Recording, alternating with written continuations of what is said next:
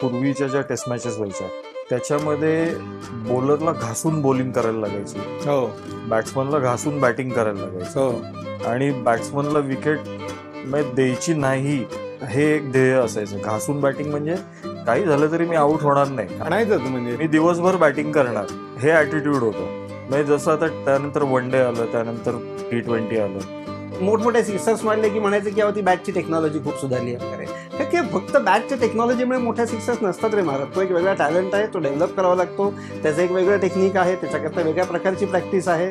ही मंडळी त्या तशा सिक्सर्स मारण्याकरता तो जो बॉलिंग मशीन असेल किंवा त्यांच्याकडे एक आर्म घेऊन बॉल करणारा एक माणूस असतो तो असेल, त्याला बरोबर घेतात आणि तासनतास तो तसा हवेत तितका लांब मारता येईल का याचा प्रयत्न करतात.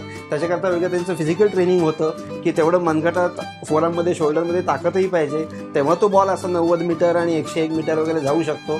तर म्हणजे T20 मध्ये लागणारा टॅलेंट वेगळा आहे.